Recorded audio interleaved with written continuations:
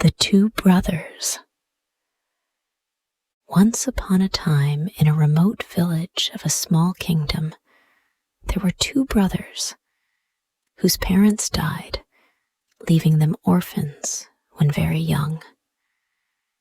The name of the elder was Rakesh, and of the younger Shyam. On the death of their parents, the two brothers went to seek employment, which they found in a certain village, far from where their home had been. The elder, Rakesh, was engaged as a farm servant, and the younger, Shyam, as village goatherd. After some time, it so happened that one day the brothers had no rice for their dinner, and Rakesh said to his brother, "Go to the owners of the goats you herd and ask them for the hire they promised you. One will give you a pie, another a pawa, and a third a paila, and so on, according to the number of animals they have in your charge. Some will give you more and others less. Bring what you get and cook some for dinner." The boy went as he was ordered, and entering the first house he came to, said, "Give me a pie." They said, "What do you want with a pie?" "Never mind what I want with it. Give it," he replied. So they gave him a pie. Then he went to another house and said, "Give me a pawa." "What do you want with a pawa?" they said. "Never you mind. Give it to me." And they gave him a pawa. He then went to a third house and asked for a paila. "What do you want with the paila?" they inquired. "Never you mind. Give it to me," he replied. Instead of bringing rice, he brought the wooden measures, and breaking them into small pieces, put them into the pot to cook. The elder brother was plowing, and being very hungry, he kept calling out, "Cook the rice quickly, cook the rice quickly." His brother, being impatient, he stirred the contents of the pot with all his might, at the same time exclaiming, "What can be the matter, brother? It is very hard." The elder brother came to see what was wrong, and on looking into the pot, saw only pieces of wood. He became very angry and said, "I sent you to bring rice. Why did you bring measures?" To which he replied, "You told me to ask a pie from one, a pawa from another, and a paila from a third, and I did so." The elder then said to the younger, "You go and plow, and if the plow catch in a root on the right hand, cut the root on the left hand, and if it catch in a root on the left side, cut the root on the right side, and in the meantime, I will cook." He went and began to plow, and in a short time, the plow caught in a root on the right, and not understanding the directions given to him, he struck the left-hand bullock a blow on the leg with his axe. The bullock limped along a short distance. When the plow caught in a root on the left, he smote the bullock on the right, wounding it as he had done the other. Both of the bullocks then lay down, and although he beat them, they did not get up. He therefore called to his brother, "These bullocks have lain down and will not get up. What shall I do?" "Beat them," was the reply. Again he beat them, but with no better result. The elder brother then came and found that the oxen had been maimed and were unable to stand, at which he became greatly alarmed and said, "Why did you maim the oxen? The owners will beat us to death today." He then gave him some parched grain to eat and sent him to look after his goats. The sun being hot, the goats were lying in the shade, chewing their cud. He sat down near them and began to eat the parched grain. Seeing the goats moving their jaws as if eating, he said, "These goats are eating nothing. They are lying there mocking me." And becoming enraged, he killed them all with his axe. Then, going to his brother, he said, "Oh, brother, I have killed all the goats." His brother asked, "Why did you kill them?" He replied, "While I was watching them and eating the parched grain which you gave me, I saw them chewing, and as they were eating nothing, I knew they were mocking me, and so I killed them all." The elder brother became greatly alarmed, and calling to the younger to come, they quickly ate their dinner, and then went to where the goats were lying dead. From among them, they chose the fattest and carried it off to the jungle, where they flayed and cut it into pieces. Shyam then said, "I shall take the stomach as my share." But his brother said, "No, let us take the flesh." Shyam, however, would not agree to that, and at length his brother said, "Well, you take the stomach, I shall take the flesh." So each took what he fancied most, and they set off. After traveling a long distance, they came to a large tree growing on the side of the road, into which they climbed for safety. After they had been some time on the tree, a king on his way to be married lay down to rest in its shade, and when he and his attendants had fallen asleep, Shyam let the goat's stomach fall down on the king. The king, having his rest thus rudely disturbed, sprang to his feet and, calling out, awoke his servants, who, seeing the goat's stomach and not knowing what had happened, thought the king himself had burst. They fled in terror, followed by the king, and did not halt till they were many miles away from the scene of the king's discomfiture. After waiting a little while, the brothers descended and began to help themselves to the king's property. Shyam said, "I shall take the drum." His brother said, "No, let us take the brass vessels and the clothes." Shyam, however, insisted, and after considerable wrangling, his brother said, "Well, take the drum if you will have it. I shall take the brass vessels and the clothes." So each took what pleased him best, and then they went away and hid in the jungle. While walking about in the jungle, they collected bees, wasps, and other stinging insects, and put them into the drum. Having filled the drum, they emerged from the forest at a place where a washerman was washing clothes. Shyam tore all his clothes into strips and scattered them about. The washerman went and told the king that 2 persons had come out from the jungle and had destroyed all his clothes. On hearing this, the king said to his servants, "Come and let us fight with these two men."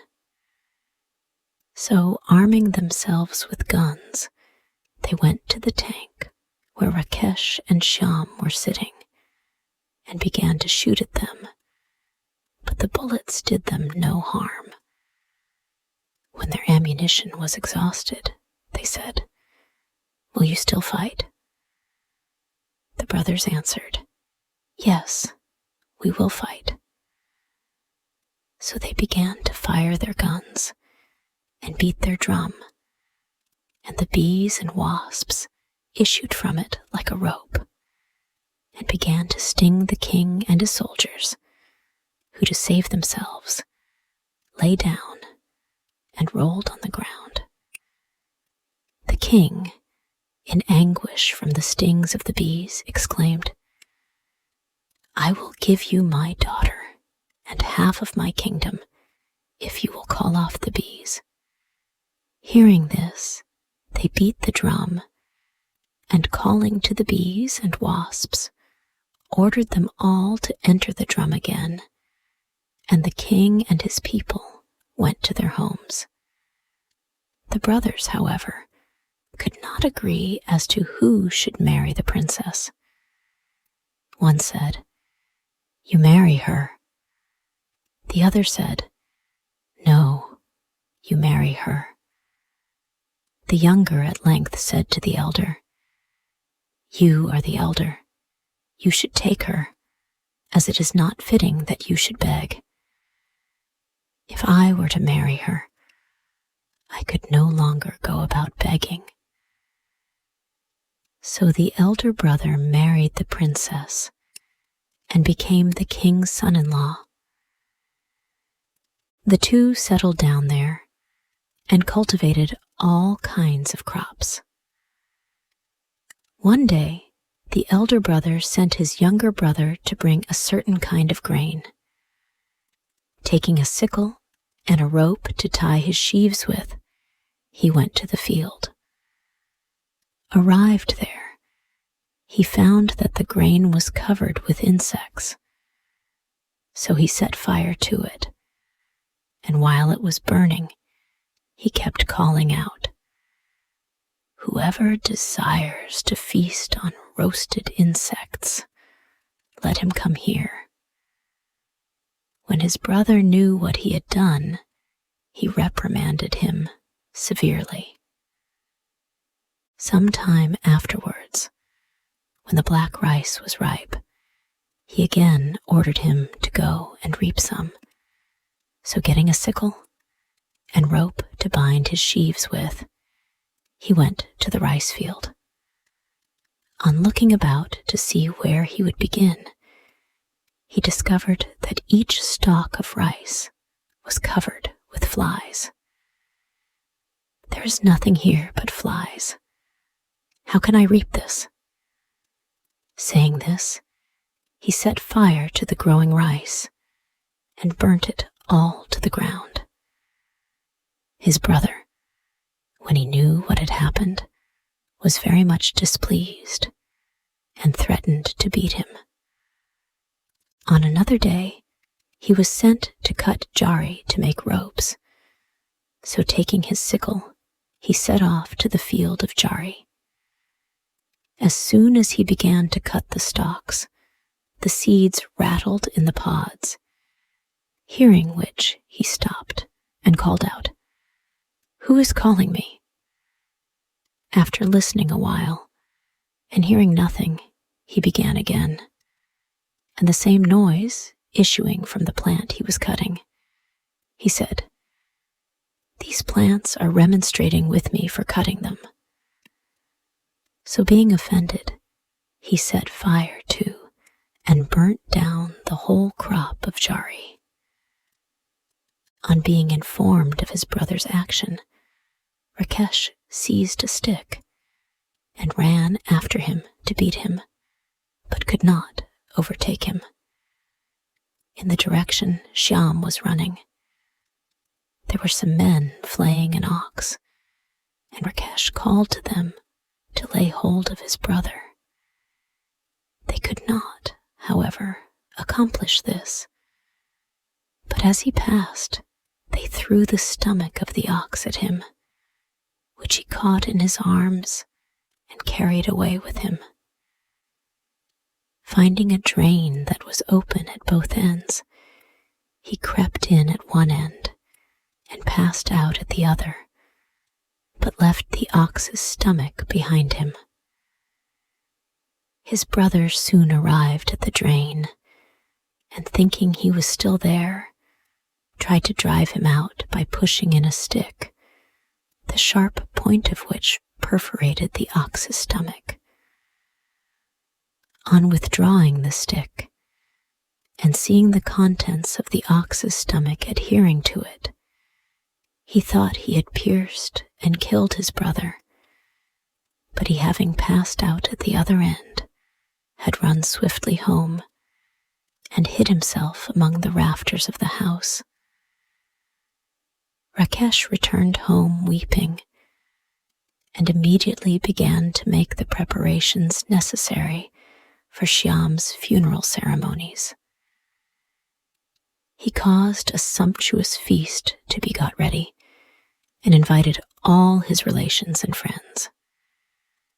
When they were all assembled, he went into the house to offer Shyam his portion.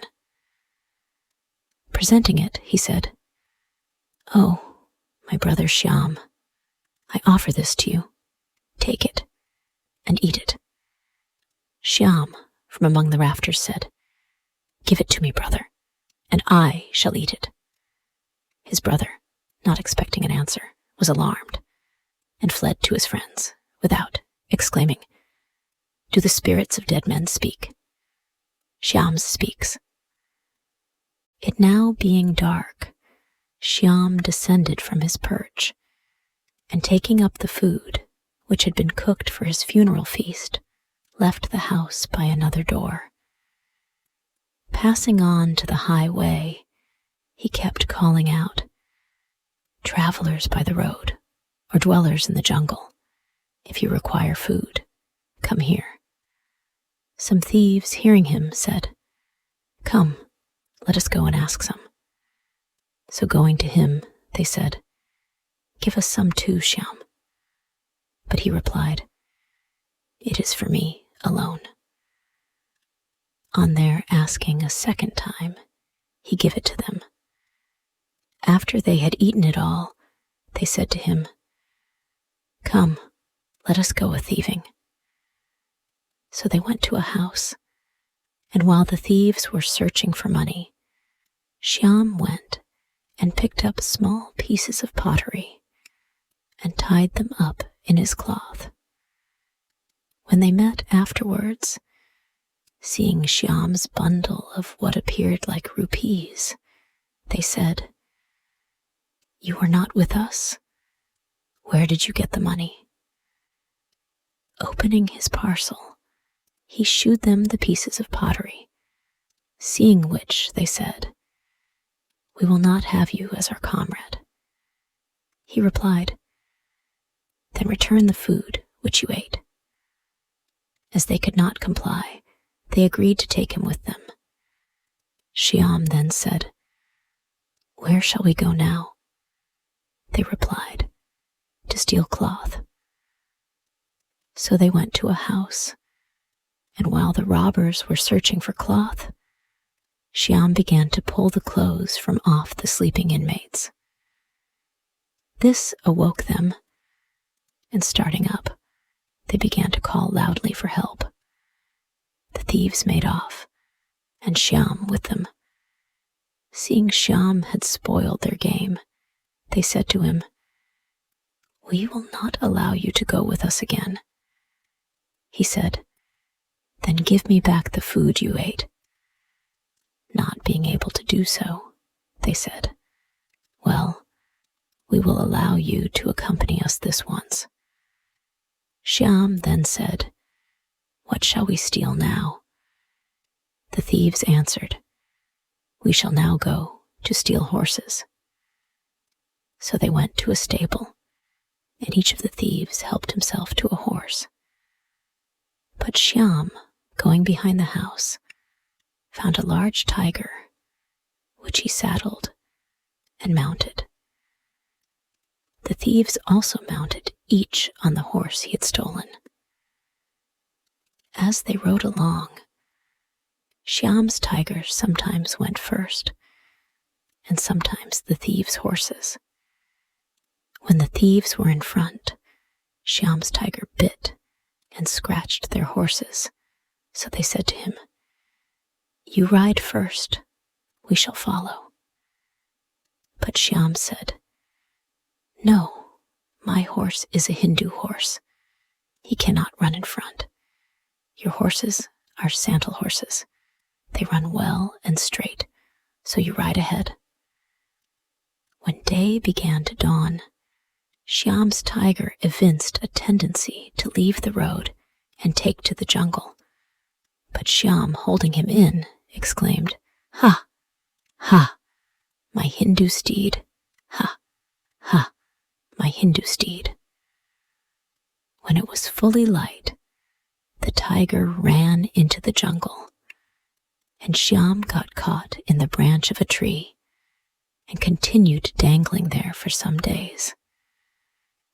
It so happened that one morning a demon passing that way spied Shyam dangling from the tree, and seizing him, put him in a bag and carried him away. Being thirsty, he laid the bag down and went to a spring to drink. While he was absent, Shyam got out of the bag and, putting a stone in instead, ran away. The demon, having quenched his thirst, returned, and lifting the bag, carried it home. His daughter came to welcome him, and he said to her, "Shyam is in the bag. Cook him, and we shall have a feast." He then went to invite his friends to share it with him. When the demon's daughter had opened the bag, she found the stone and was angry because her father had deceived her. In a short time, her father returned, bringing a large number of jackals with him. He said to her, "Have you cooked Shyam?" She replied, "Tush, tush, you brought me a stone." The demon was highly incensed at having been outwitted and exclaimed, "I will track Shyam till I find him, and this time I shall bring him home without laying him down." He then left, and before long found Shyam swinging in the same branch as before. Catching hold of him, he put him into a bag, the mouth of which he tied. This time he brought him home without once laying him down. Calling to his daughter, he said, "Cook Shyam while I go to invite my friends."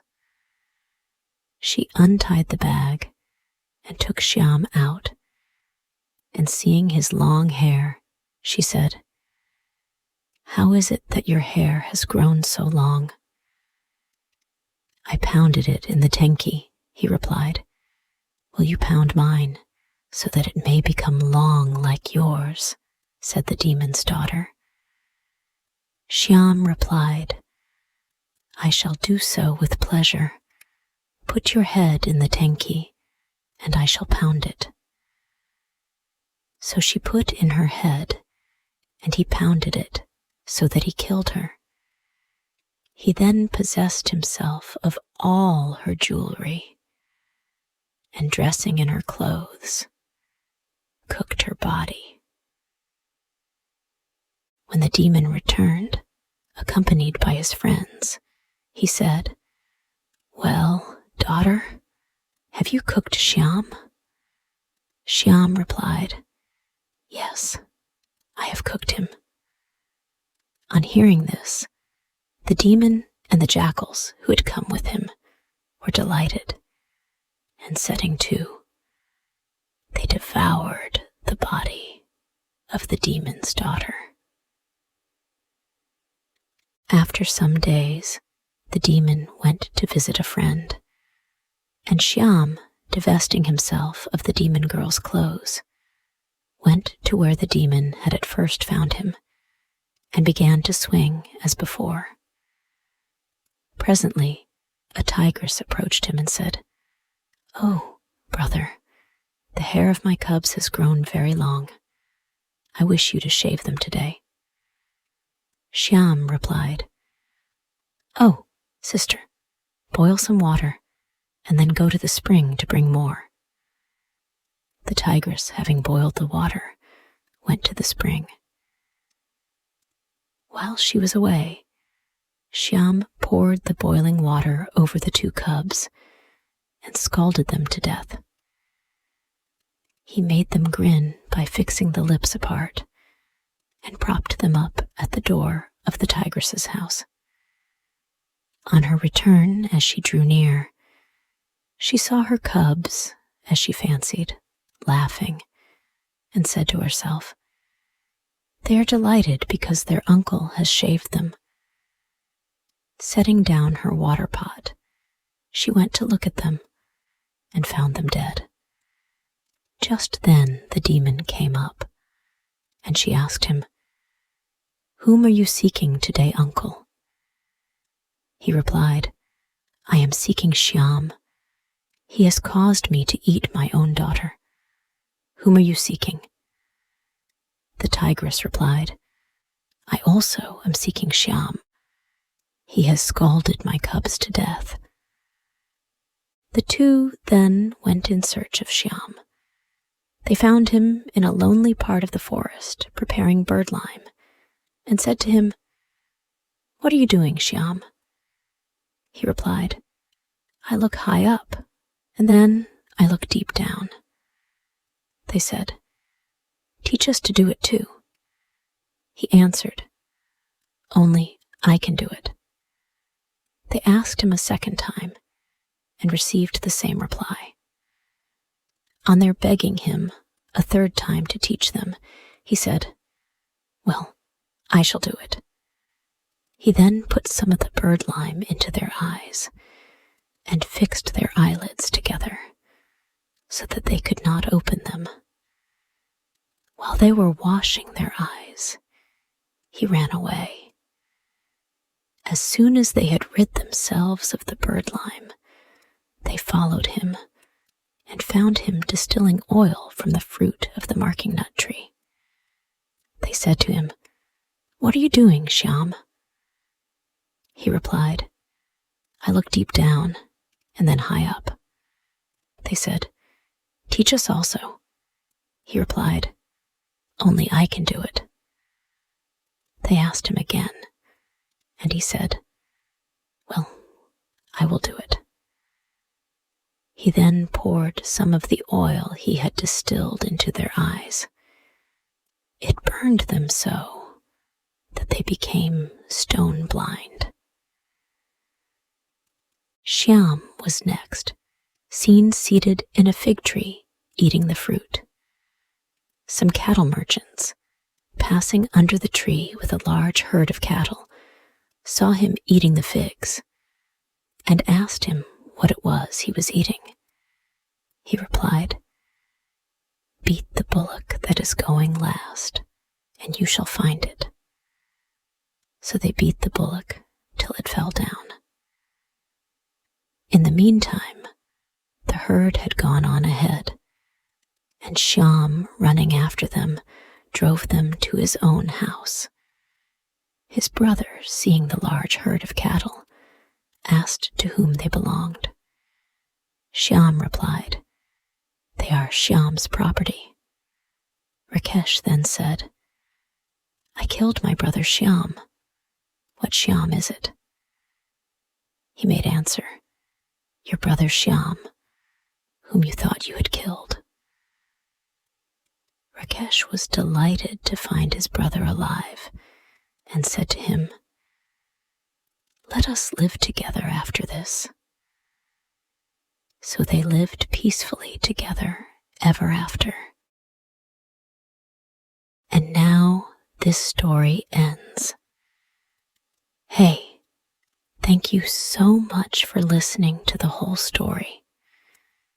If you liked this story and want to thank me for creating this story, then you can buy me a cup of tasty coffee. Just join our YouTube channel and be an official member of our family to support us for making even more interesting story videos for you every day.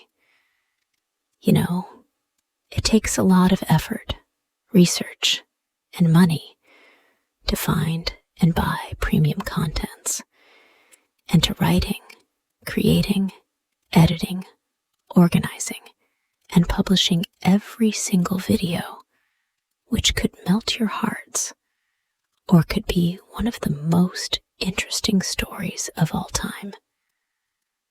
So, hit the like button to save this video. And most importantly, subscribe to our YouTube channel to learn English by watching super interesting English stories every day. Thank you.